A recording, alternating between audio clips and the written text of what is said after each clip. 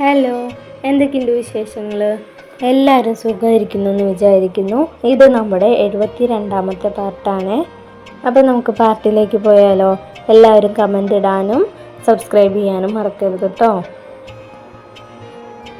ശിവ, നീ ഹോസ്പിറ്റലിൽ പോവാണോ? അവൾ വീണ്ടും ചോദിച്ചെങ്കിലും ശിവ ഒന്നും മിണ്ടാതെ ടേബിളിന് മുകളിലിരിക്കുന്ന തൻ്റെ ഫോൺ എടുത്ത് പോക്കറ്റിലേക്ക് ഇട്ടു. ശേഷം സ്റ്റെതസ്കോപ്പ് എടുത്ത് പുറത്തേക്ക് നടന്നു. നീ എന്തൊന്നും മിണ്ടാത്തെ? അവൾ പിന്നാലെ വന്ന് അവൻ്റെ മുന്നിൽ കയറി നിന്നുകൊണ്ട് ചോദിച്ചു. എന്നോട് മിണ്ടാൻ തോന്നിയില്ല, അത്ര തന്നെ. അതെന്താ അങ്ങനെ? ഇന്നലെ നീ എവിടെയായിരുന്നു? ഞാൻ അവിടെയൊക്കെ തന്നെ ഉണ്ടായിരുന്നല്ലോ. നീ എന്നെ ഇന്നലെ കണ്ടതല്ലേ, പിന്നെന്താ ഇങ്ങനെ ചോദിക്കാൻ? അതല്ല ഞാൻ ഉദ്ദേശിച്ചത്, ഇന്നലെ രാത്രി നീ എവിടെയായിരുന്നു എന്നാ. ഇന്നലെ രാത്രി ഞാൻ ശിവാനിയുടെ കൂടെ അവളുടെ റൂമിലുണ്ടായിരുന്നു. അവളൊന്ന് ആലോചിച്ചുകൊണ്ട് പറഞ്ഞു. അതാണോ നിന്റെ റൂം? ശിവഗൗരവത്തോട് ചോദിച്ചു. അല്ല. നിനക്ക് സ്വന്തമായി ഒരു റൂമുള്ളപ്പോൾ നീ എന്തിനാ മറ്റുള്ളവരുടെ റൂമിൽ പോയി കിടക്കണേ? അതിനിപ്പോൾ എന്താ, ഞാൻ ശിവാനിയുടെ കൂടെയല്ലേ കിടന്നേ, അല്ലാതെ വേറെ ആരുടെയും കൂടെ അല്ലല്ലോ. അത് വേണ്ടെന്നാ ഞാൻ പറഞ്ഞേ. ഇതാണ് നിന്റെ റൂം, ഞാനാണ് നിന്റെ ഭർത്താവ്. അപ്പം ഞാൻ പറയുന്നത് നീ അനുസരിക്കണം. ഇന്നു മുതൽ ഇവിടെയാണ് നീ കിടക്കണ്ടേ. അത് പറഞ്ഞ് അവൻ പുറത്തേക്ക് പോയി. ഇവനിത് എന്തു പറ്റിയെന്തോ? പാർവണ വേഗം കുളിച്ച് റെഡിയായി ശിവാനിയുടെ റൂമിലേക്ക് നടന്നു. ശിവാനി, ഇതെവിടേക്കാ പോണേ? റൂമിലേക്ക് കയറിയ പാർവണ രേവതി ശിവാനിക്ക് സാരി ഉടുപ്പിച്ച് കൊടുക്കുന്നു കണ്ടുകൊണ്ട് ചോദിച്ചു. ഞാൻ എവിടേക്കും പോകുന്നില്ല പാർവണ. പിന്നെന്തിനാ സാരിയെ കൊടുക്കുന്നേ? കണ്ണേണ്ണ ഇങ്ങനെയുള്ള ഡ്രസ്സുകൾ ഒരുപാട് ഇഷ്ടമാണ്. ഞാൻ എന്തായാലും നാളെ കഴിഞ്ഞാൽ തിരിച്ചു പോവും. അതിനു മുമ്പ് ഒരു അവസാനത്തെ അടവന്ന രീതിയിൽ വെറുതെ ഒന്ന് നോക്കുന്നതാണ്. ഇതെടുത്തിട്ടെങ്കിലും ചെറിയൊരു ഇഷ്ടം തോന്നിയാലോ? ശിവാനി പറയുന്ന കേട്ട് പാർവണിക്ക് ഒരേ സമയം ശിവാനിയോട് ദേഷ്യവും സഹതാപവും തോന്നി. അപ്പൊ ശിവ സാറിന് സാരി ഉടുക്കുന്ന ഇഷ്ടമാണോ? അതേ പാർവണ, ഇഷ്ടമാണ്. അതുകൊണ്ടാ പരിചയമില്ലാഞ്ഞിട്ട് കൂടെ ഞാൻ ഇത്ര കഷ്ടപ്പെട്ട് ഇത് ഉടുക്കണേ. രേവതി നല്ല ഭംഗിയിൽ ശിവാനിക്ക് സാരി ഉടുത്തു കൊടുത്തു. ഡാർക്ക് ബ്ലൂ കളർ സാരിയായിരുന്നു അത്. ഞാനെന്നാ താഴേക്ക് പോട്ടെ, താഴെ കണ്ണേട്ട ഹോസ്പിറ്റലിൽ പോകാൻ റെഡി ആയിട്ടുണ്ടാവും, നിങ്ങളും പാട്ടോ. അത് പറഞ്ഞ് ശിവാനി താഴേക്ക് നടന്നു. താഴെ ഹാളിൽ ശിവയും ദേവയും ഓഫീസിലെ ഓരോ കാര്യങ്ങൾ സംസാരിച്ചിരിക്കുകയാണ്. അപ്പോഴാണ് ശിവാനി താഴേക്ക് വന്നത്. ഈ രാവിലെ തന്നെ എങ്ങോട്ടാ ശിവാനി? അവളുടെ വേഷം കണ്ട് ദേവ ചോദിച്ചു. എങ്ങോട്ടല്ല ദേവേട്ടാ, ഞാൻ വെറുതെ സാരി ഉടുത്ത് നോക്കിയതാ. ദേവ് എപ്പോഴും സാരിയല്ലേ, അത് കണ്ടപ്പോൾ എനിക്കൊരാഗ്രഹം.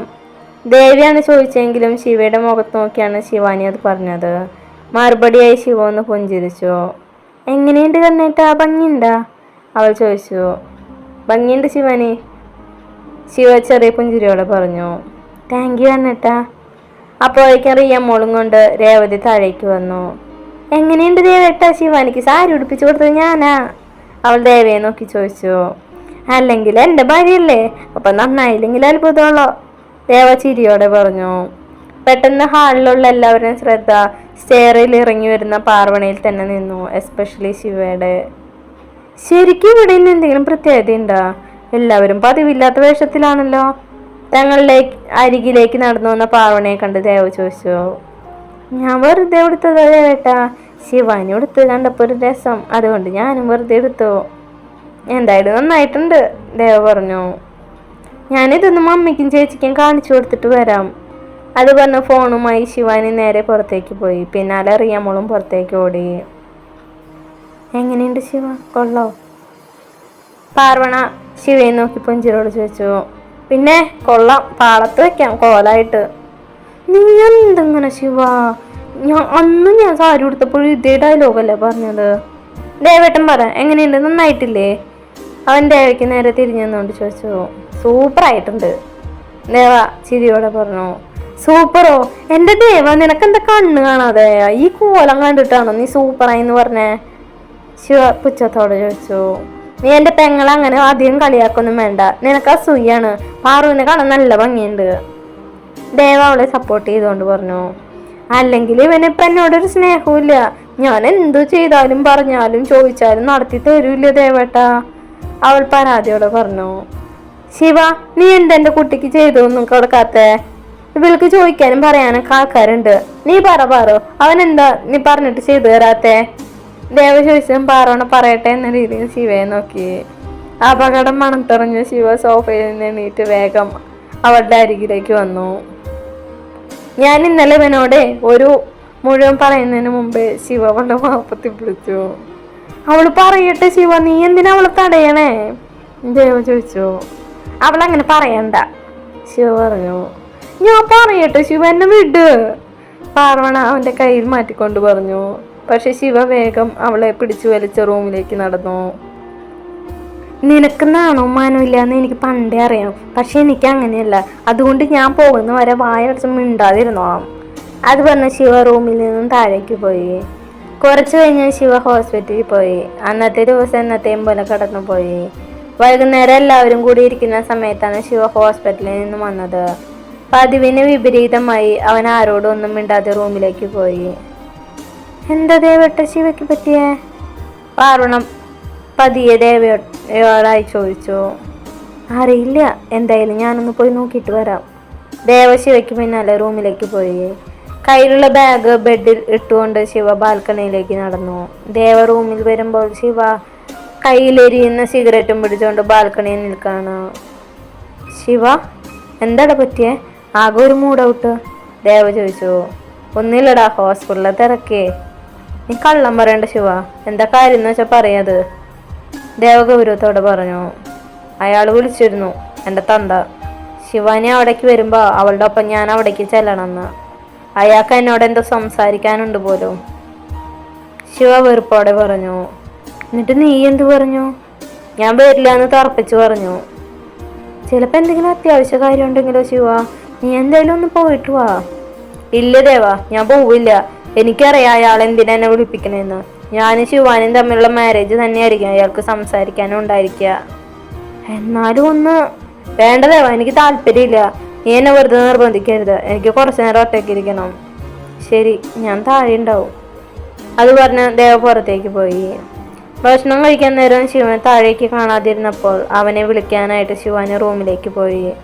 അവനെ വിളിക്കാൻ സന്തോഷത്തോടെ പോയ ശിവാനി തിരികെ കരഞ്ഞുകൊണ്ടാണ് വന്നത്. രാമച്ചന് ഒരു ടാബ്ലറ്റ് കൊടുക്കാനുണ്ട്, ഞാനിപ്പോൾ വരാം, അത് പറഞ്ഞ് പാറുണ മുകളിലേക്ക് പോയി.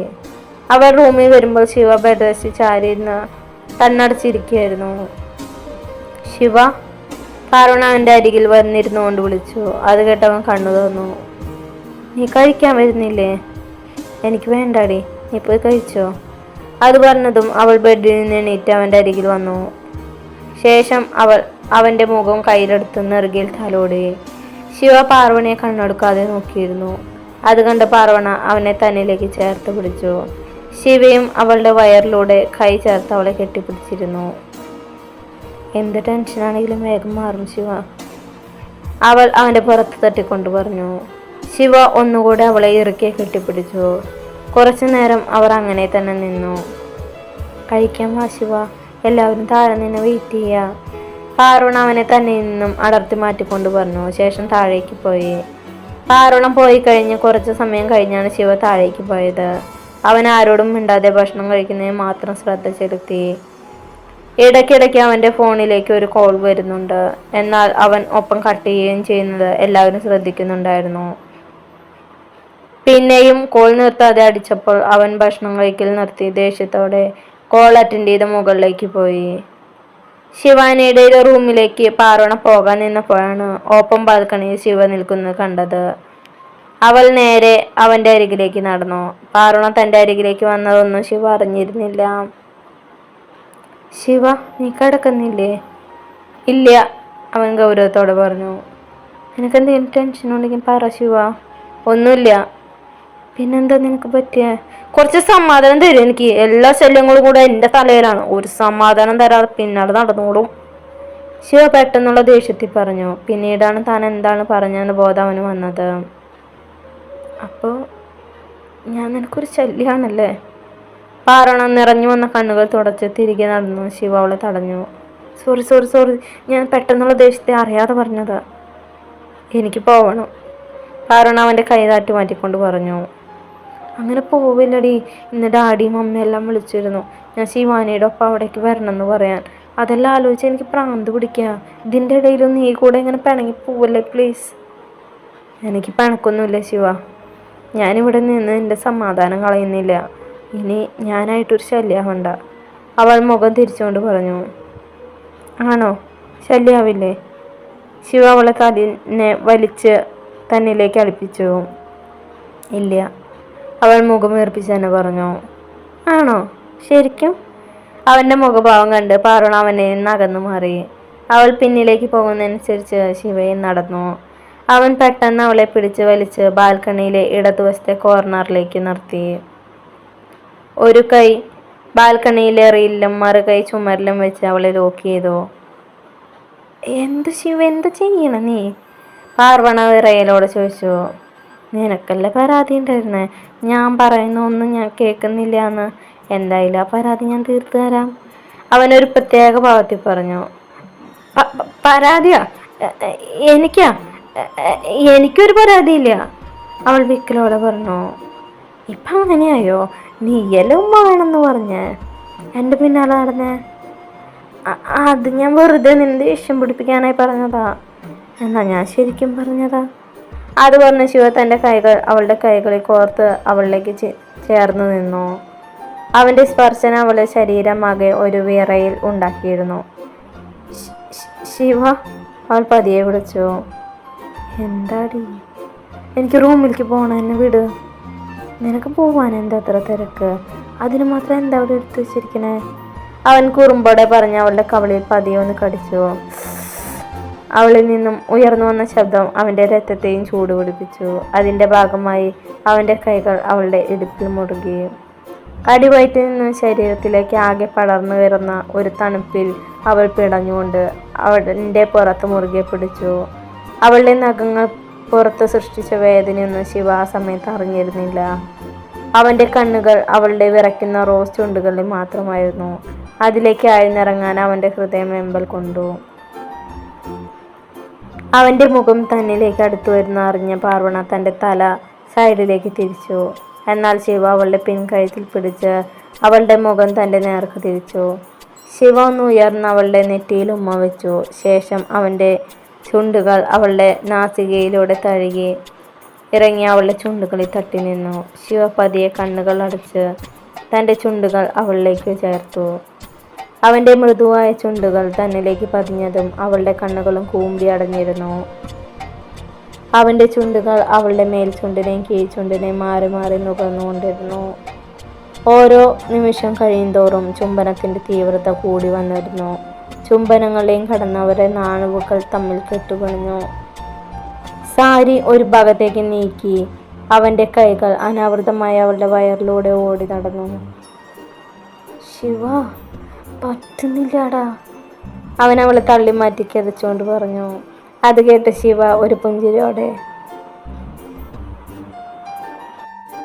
അവളെ തൻ്റെ നെഞ്ചിലേക്ക് ചേർത്ത് പിടിച്ചു. പാർവണിയിൽ നിന്നും തനിക്കിനി ഒരു മോചനം ഉണ്ടാവില്ല എന്ന് ശിവയും സ്വയം മനസ്സിലാക്കിയ ഒരു സമയമായിരുന്നു അത്. അവളെ എത്ര നേരം തൻ്റെ നെഞ്ചോട് ചേർത്ത് പിടിച്ചു എന്ന് അവന് പോലും അറിയുന്നുണ്ടായിരുന്നില്ല. കുറച്ചു കഴിഞ്ഞ് പാർവണ തല ഉയർത്തി ഒരു കള്ളച്ചിരിയോടെ അവൻ്റെ കഴുത്തിലേക്ക് മുഖം ചേർത്തു. ശേഷം അവൻ്റെ മറുകിൽ കടിച്ചു. ഇങ്ങനെ കടിക്കാൻ മാത്രം ഇവിടെ എന്തിട്ടെടുത്ത് വെച്ചിരിക്കണേ? ശിവ കഴുത്തിൽ തടവിക്കൊണ്ട് പറഞ്ഞു. നിന്റെ കഴുത്തിൽ ഈ മറുക്. അത് പറഞ്ഞ റൂമിലേക്ക് ഓടി. അപ്പോൾ നല്ലൊരു പാർട്ടായിട്ട് നാളെ കാണാം. പിന്നെ ഞാനൊരു സംശയം ചോദിക്കട്ടെ, ശരിക്കും എത്ര പേര് ഈ സ്റ്റോറി കേൾക്കുന്നുണ്ട്?